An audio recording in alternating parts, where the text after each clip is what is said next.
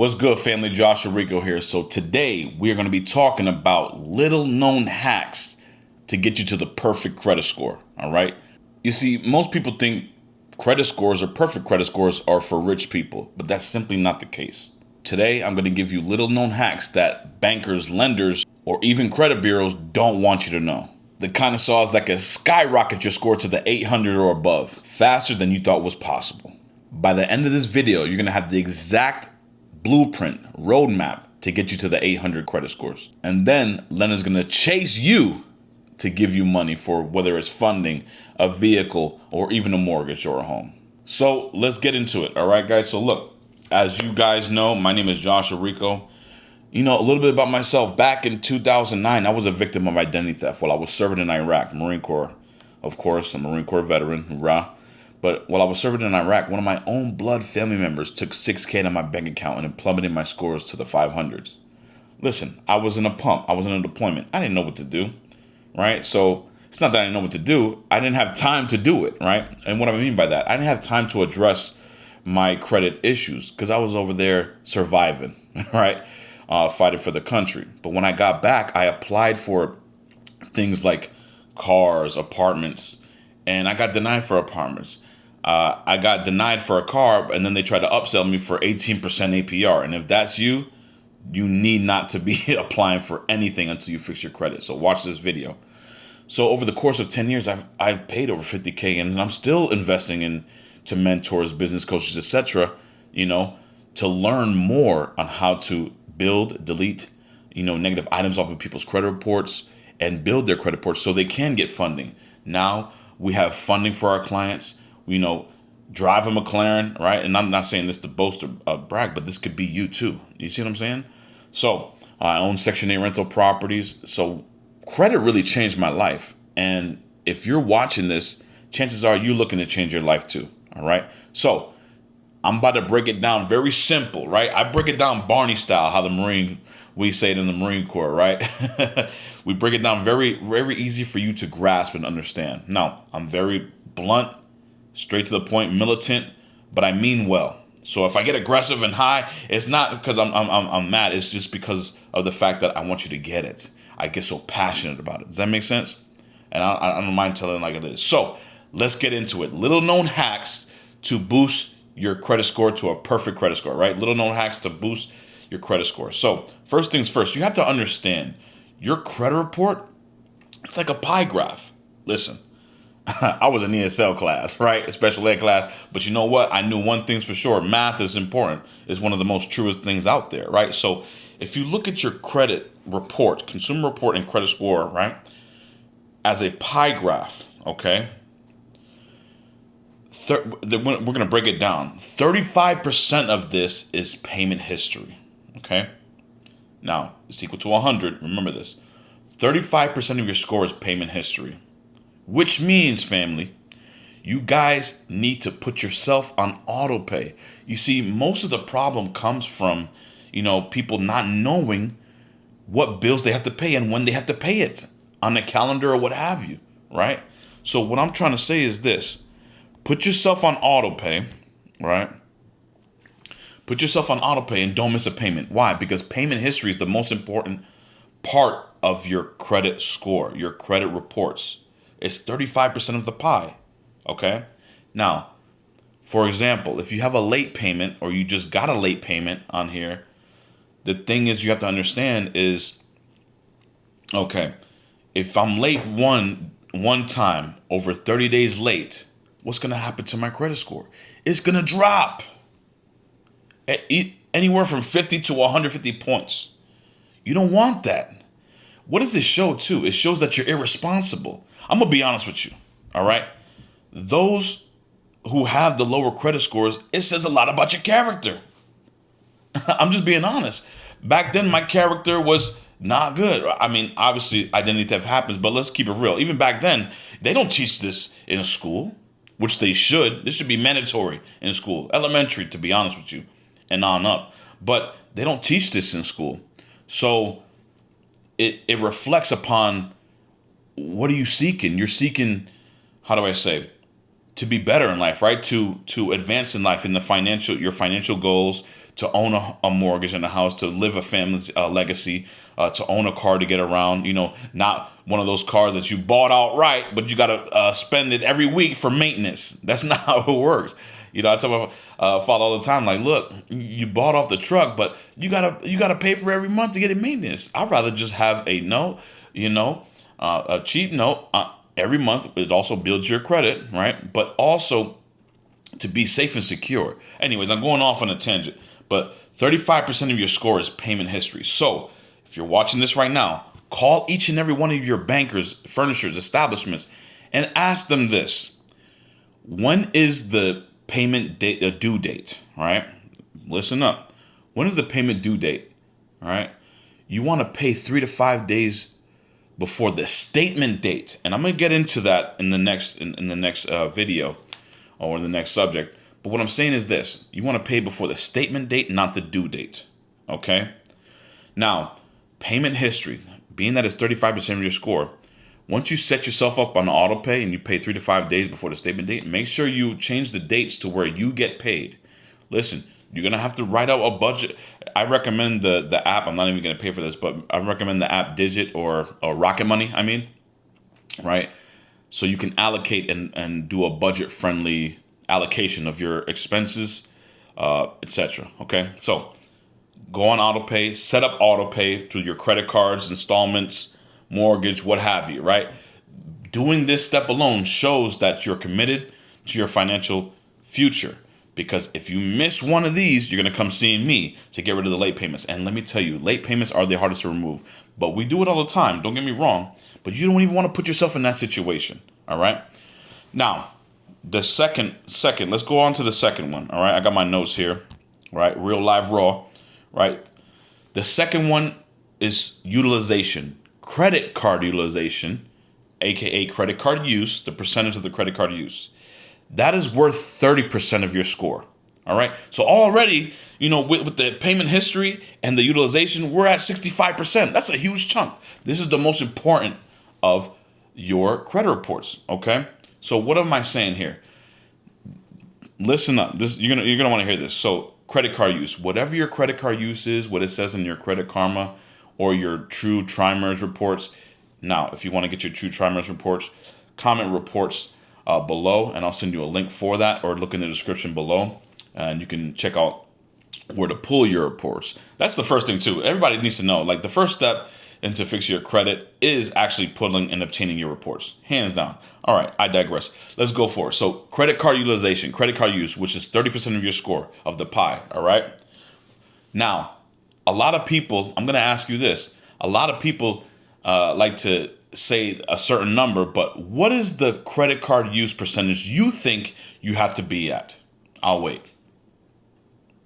If you said 30, I say you're wrong, right? Not wrong, but I there's a better answer is what I'm going to tell you, okay? Especially if you're going for funding, or if you're going, just to have a better overall consumer report or credit score, right? So what I'm saying is you should be at 6%, not 30. A lot of the lenders and mortgage lenders, they're going to say 30. That's average. Yes, you should be below 30%, but to be elite, to be in that higher score, you want that perfect credit score that you were talking about, 6% or lower, 1 to 6%, right? And actually, 1% is better than 0%. Why? Because you want to give these banks a little bit of opportunity to make money off you. It's messed up to say, but I'm just telling you the truth. Actually, when you're 1 to 2%, your credit score jumps even higher. I don't know what happens with the algorithm. I don't know. It's just a little boost hack. So 1 to 6% is ideal. If you ever go to Experian.com, right, and you go to the legend, you'll see in the legend it says 30% and then it says 6%. Why does it say 6%? It says 6% because that's where they want you to be. Truthfully, 30% is mediocre. You see what I'm saying?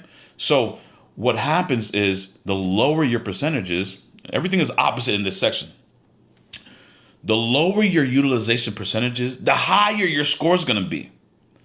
However, the higher your utilization percentages, the lower your score is going to be. Does that make sense, family? So, again, everything is opposite in this section, which means what is the hack to this? Remember I said pay on the statement reporting date, not the due date? There's two different dates. And you can call the bank and ask for this. All right. So this is what I want you to do. I want you to call the bank and ask, hey, when is my statement reporting date? Let's say it's on the 20th. You're going to want to pay on the 17th, auto pay. Why? People come to me all the time in our credit repair services and they ask, hey, Rico, I know you guys are working on my credit, but why did my score jump down? I said, did you just, they say, I just paid off my credit cards and everything like that. Yes, but did you pay after the statement reporting date? They say, oh, yeah, it's a game, guys. You got to learn how to master this game. All right. And by the way, I've been doing this game for over a decade. Not new to this. I'm true to this. You get what I'm saying? So, a lot of people, they're just watching and regurgitating information off of YouTube. No, I've been doing this. I've been doing credit repair since pencils and yellow line paper. And one letter will get things deleted off reports. To now, we're both old school and new school methods, right? And it's just what I love to do. But the thing is what I'm saying is the credit card utilization, you want to keep it at 6%. And here's another even in-depth method. I hope you're watching this. So let's say if you have 5 credit cards, which I recommend you have at least 5 revolving lines, right? Let's say all of those have a balance. Well, really, when you're going for funding and or you want to make your profile look good, the fintech companies look at, and what I mean by fintech companies, fintech funding companies for loans, funding, etc. They look at this. They say if you have 5 credit cards, right? And if all of them have a balance, that's not good. And especially if all of them have a balance over 30%. I'm going to teach you what is called the Isaiah method. Nobody is teaching this on the internet. Okay? The Isaiah method when it comes to utilization and or funding is this. Let's say if you have 5 credit cards, all of them should be zeroed out except for one. All of them should be zeroed out, meaning you paid all the balances before the statement date except for one. And that one should not exceed 30% on that card, but overall, it should not exceed 6% total credit card utilization. If you didn't understand, rewind that back, post and tag me. All right. So credit card utilization is another one. Okay. So let's keep going. I hope you guys are getting gems. All right. Because I go fast. I'm very straight and direct. Sometimes I get on a little tangent. I don't know if it's the military me, the ADHD. I don't know. But I'm here to deliver the real raw facts for you. All right. So number 3 is credit age, average age history, which is 15% of your score. Listen. Experience trumps all, okay? Let me ask you something. If I was to do business with you, right? Or there's 3 of us, say me and you and someone else, right? Let's say if I had 10 years of experience, which I do, right? Would you trust to give me a loan? Or would you trust someone who has high stats, but he's just been in the game for a year? Who would you do business with? The guy with 10 years, right? And if you do business with that, there's something wrong with your brain. I'm just being honest with you, right? But experience trumps all right? So if I see that you've been in the game longevity-wise, you haven't ran off on nobody, you kept your utilization low, you paid everybody back, of course I'm going to give you more money or lending or more financial products to you over that candidate. Does that make sense? All right? Or we might both get, a loan or something like that, but I'm going to get the higher loan. Why? Because of the longevity in the relationship I had over the time. Does that make sense? So 15% of your score is actually average age history. Now, people like to say, what's a good average age history I should be at, Rico? Well, I recommend 5 years or more, right? But we're talking about perfect credit score here. If you really want to talk about it, 7 years to 10 years is ideal. That right there should tell you, a lot of people ask, well, how long does credit repair take? 7 years. Not really. But what I'm saying is this is a long-term game, guys. At least 7 years to master something. 7 to 10 years. You got to put in the work for 7 to 10 years. And a lot of people don't like to hear that. Yes, there's ways that you can bypass that 7 to 10 years. Okay. And what I mean by that, it's called piggybacking, aka authorized users. So let's say if you have 2 years or 1 year on your credit report, average age history, right? And what the average age history is basically this: taking all your accounts and dividing it by how many number set accounts, and that's your average age history. All right. I'll go more in depth on that in another video. But what I'm saying is this: your average age history should be at least 5 years. I recommend, right, to get good funding or a good profile, right? But we're talking about perfect here, 7 to 10 years. Now, let's say if you don't have that, let's say if you have 2 years or whatever, you can go to grandma or someone you know, like or trust, okay, who has a lot of years on their credit card. And I recommend a high limit. So both are key. But we're talking about average age history here. So years. There's people out there with 32 years of credit card history.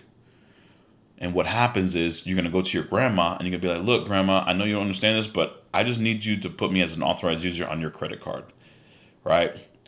Now, explain to them this. I'm not going to have the physical credit card. I'm not going to use or abuse your credit card. I'm just basically buying your data. Not buying, and I mean, you could buy it, but I'm basically hopping on your data. So the age on your credit report could transfer and average out to my credit report. In turn, my average age would shoot up, and also my credit score would shoot up. Does that make sense, guys? I can go more in depth. Just leave in the comment section below if you'd like me to.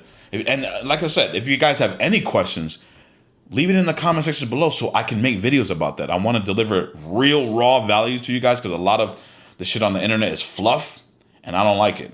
It's just marketing ploys. I'm here to tell you that I really do this, right? Right here, I run a 7-figure credit repair company, and I didn't get there by not knowing what I was doing, by not having excellent customer service, by not having excellent communications. I was in the communications in the Marine Corps. By not getting real results, right? That's my slogan. Everybody knows I have the most credit repair results in the industry, hands down. I'm not a guru. I just serve. If people like to say, do you have a mentorship? I don't have a mentorship, to be honest with you. I just like to serve people and get them results and get them into the house or funding or car that they needed. Anyways, let's keep going. All right. I hope you're getting value. Guys, let's go. All right. So next one is credit mix, which is 10% of your score. What is a credit mix? See, a lot of people think it's just credit cards. No, you don't need just credit cards. You need credit cards. You need mortgages. You need student loans. You need personal loans. You need auto loans. That's a blend of credit. Have you ever closed on, check this out. Have you ever paid off a car loan and your credit score shoots down? You'd be like, what the hell is going on? Yes, it helps your DTI ratio for home buying, etc., but it doesn't help your consumer credit report. Why? Because you just closed an aged trade line. Now, after 6 months, it'll shoot back up to the original, but you just close an aged trade line. Remember, 10% of your score is a credit mix because it's a blend of credit. They need to see that you can handle a bunch of things. Can you handle this auto loan? Can you handle this mortgage or student loan? Or that's another thing too. People think, oh, I need to get rid of my student loans. Listen, if it's not late or negative or reporting derogatory, no, you don't. It's a government-backed loan and it actually helps your score. All right. Now, if it do have negative items, obviously, check in the link below to get started for your credit repair services. But I'm here to just give you what it takes to get, the little known hacks it takes to get a perfect credit score. All right. Now, so a blend of credit is what you need. They need to see that you're able to handle all of these blends of credit, these accounts. All right. You can't just have all credit cards, right? A lot of people say, oh yeah, I have a 750 credit score, 800 credit score. Yeah, but you got 2 credit cards that you just opened a year ago.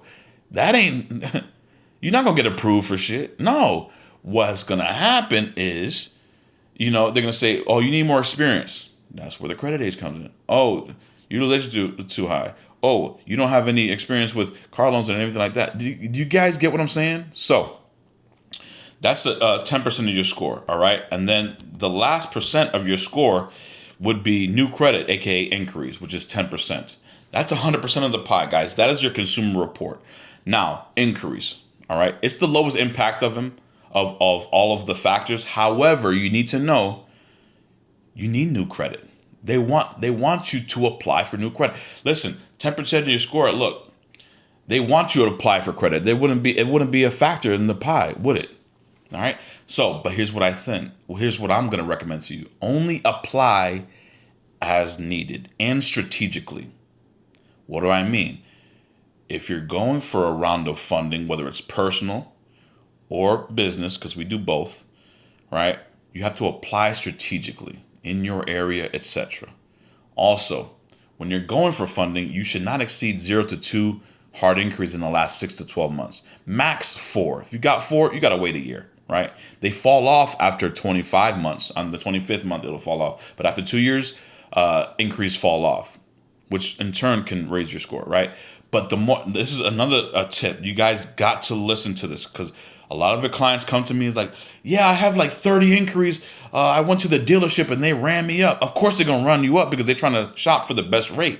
Guys, what you should do is get a pre-approval from your local established credit union. For example, mine is Navy Federal, right? You should get a pre-approval from them or a local established credit union first, so that you could pull off one inquiry off of the 3 major bureaus, which is Experian, TransUnion, Equifax. Okay? So get a pre-approval first and then go to the dealership. Don't go to the dealership and apply, because then you're going to have crazy amounts of inquiries, and you don't want that. You want to apply strategically. All right? So listen, guys, those were the little known hacks to get you to a perfect credit score. Now, I hope you found value. Listen, like, share, subscribe. If you guys want more content like this, I'm motivated, baby. I want to give you guys the real sauce, the real raw, right? Like, comment, subscribe. Let me know what you like best about this video. Let me know what you didn't like about this video. Ask your questions below. Share this. And I'm looking forward to giving you guys real value. Now, check the description below to see if you want to learn how to do this yourself, how to obtain your credit reports, or even if you want to hire us, right? You can definitely do so, okay? So this is Joshua Rico. I enjoy spending time with you. Until next time, peace.